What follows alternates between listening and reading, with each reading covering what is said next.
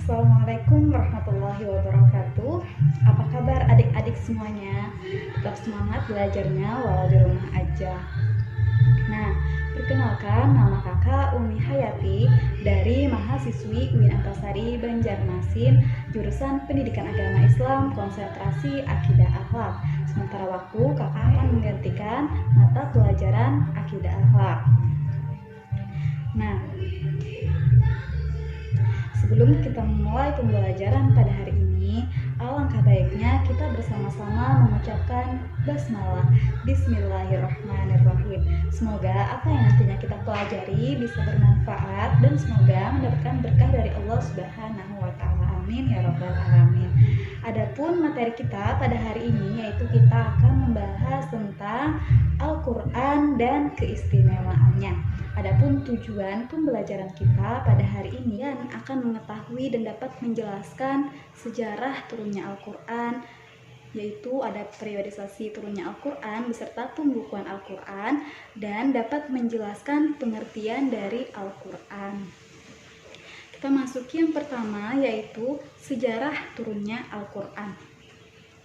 Al-Qur'an diturunkan oleh Allah Subhanahu wa taala kepada Nabi Muhammad SAW sekitar 22 tahun 2 bulan 22 hari melalui malaikat Jibril secara berangsur-angsur. Nah, jadi Al-Qur'an ini tidak langsung diturunkan satu kitab, namun diturunkan secara berangsur-angsur dari ayat per ayat, surah per surah. Nah, seperti itu.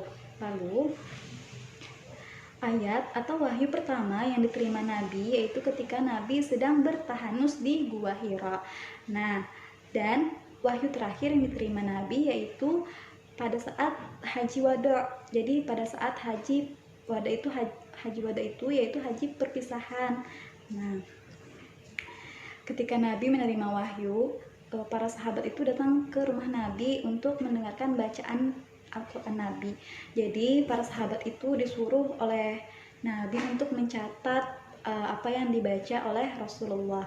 Jadi para sahabat tadi ada yang mencatatnya di atas pelepah kurma, di atas batu, di atas kayu, dan ada yang mencatatnya di atas tulang unta. Karena nama sahabat yang ditunjuk dan ditetapkan oleh Rasulullah untuk mencatat wahyu yaitu Abu Bakar As-Siddiq, Umar bin Khattab, Utsman bin Affan, Ali bin Abi Thalib, Muawiyah, Zaid bin Sabit, Khalid bin Walid, dan Sabit bin Qais. Nah, itulah nama para sahabat. Terus kita akan mengetahui nih bagaimana sih periodisasi turunnya Al-Quran tersebut. Nah, jadi periodisasi turunnya Al-Quran menurut ulum Al-Quran itu terbagi menjadi dua, yaitu ada periodisasi sebelum hijrah dan periodisasi sesudah hijrah.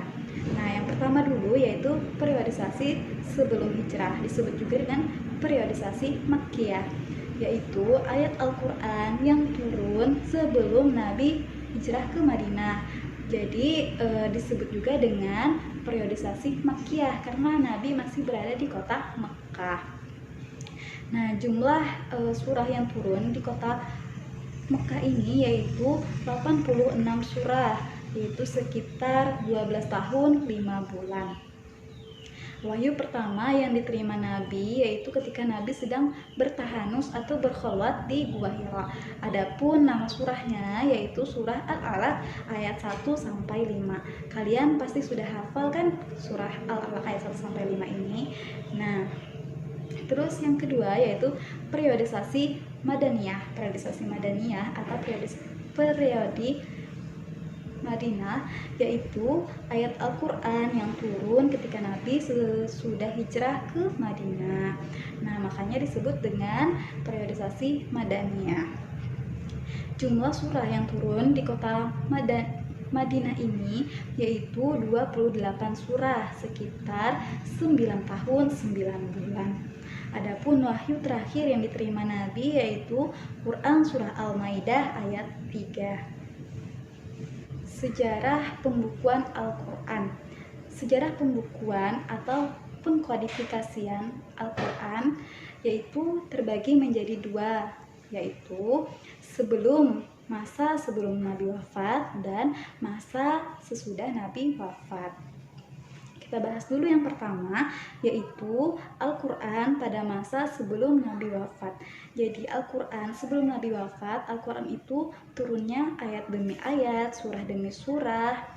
Nah, lalu supaya Al-Quran ini tetap dijaga, ketika Nabi mendapatkan wahyu, Nabi itu menyuruh kepada para sahabat untuk mencatat. Jadi ayat demi ayat itu dicatat supaya tidak musnah dan tidak hilang.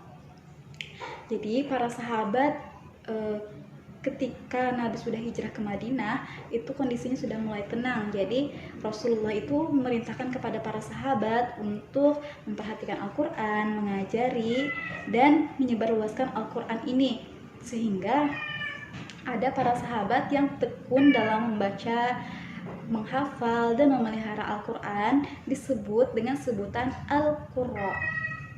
Selanjutnya, yang kedua yaitu Al-Quran pada masa sesudah Nabi wafat. Jadi Al-Quran ketika Nabi wafat, Ali bin Abi Thalib ini tinggal atau diam di rumah Rasulullah untuk menghimpun Al-Quran menjadi satu mushaf. Jadi dikumpulkan.